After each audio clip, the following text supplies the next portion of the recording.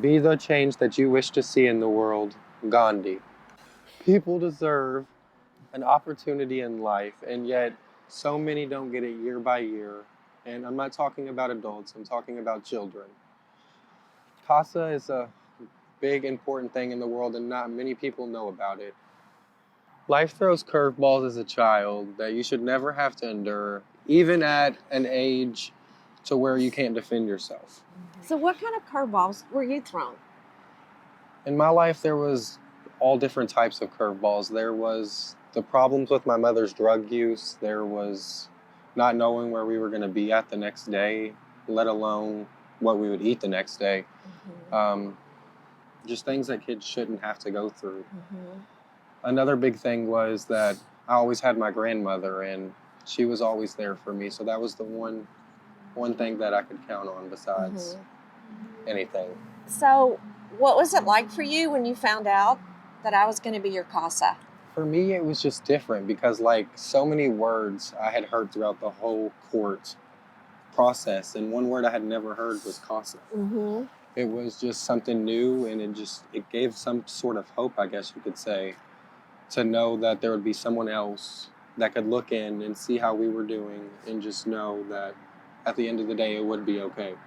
Just, it was a new thing that came in. We were so used to having social workers and therapists and just everything in between. But when did you think that I was someone that you could trust? it took a few times for us to be able to know that we could trust her, just because so many people came and went. But it was probably the time when she went swimming with us in the pool that we realized that Vanna had an impact in our life that we had not yet had. And it's something we didn't want to lose. Not today, not then, not ever. And to this day, we're still grateful that she's been in our life. How has having a CASA affected you even now? Clearly you're grown. Here I am.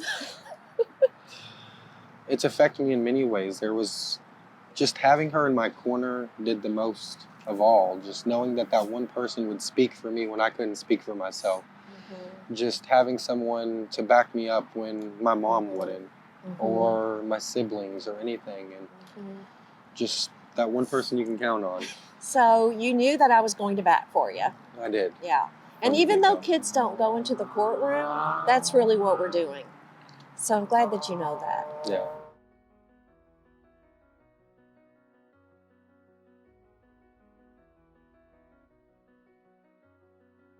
How long have you been a CASA volunteer? I have been a CASA for going on 10 years now. What does being a CASA mean to you? It means I get to be involved with great kids like you. Why did you choose to be my CASA? I wanted to advocate for you. I wanted to be a part of your story. I wanted to try to help you have some stability. You've just been through so much at such a young age already. And I wanted to step into that story with you. What was your first impression of me? Those brown eyes. I I looked at you and I walked into what seemed like a very tough, I hate to use this word, but it seemed like a hopeless situation. And I looked at you and I saw hope. And it just in your eyes. I mean, I saw something very positive, and I just knew that you could be something and that you could rise above your circumstances, and you have.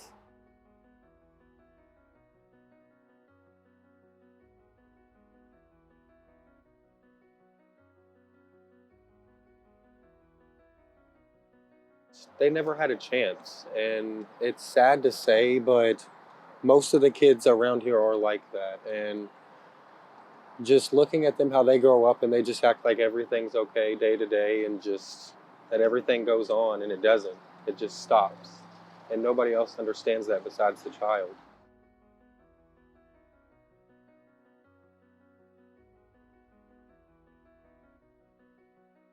Because I just had someone that could speak for me, like make everything I wanted to be heard. Anything I had to say or wanted to do, they could do for me, and that's what they needed.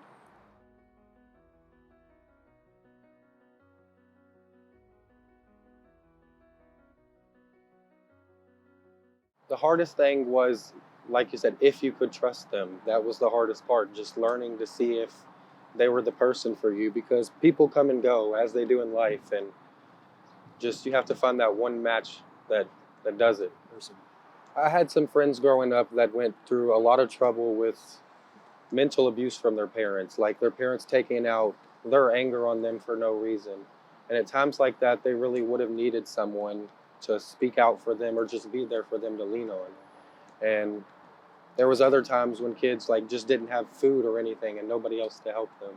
And it's just sad to say that it happens day to day.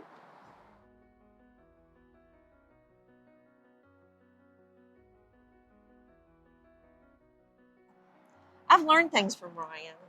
It's not all about what I did for him, it's about what he's done for me too. And one of the sweetest memories that I have is probably that first, I don't know if it was first or second Christmas that I knew Ryan, and he gave me a gift. And it was a card. I recently sent him a picture of it because I still have it. It was just a card, and it was a candy cane. And I thought, here this kid is, that sometimes doesn't know where his next meal is coming. And he's given this to me. So he taught me a lot about giving. And I'm thankful for that.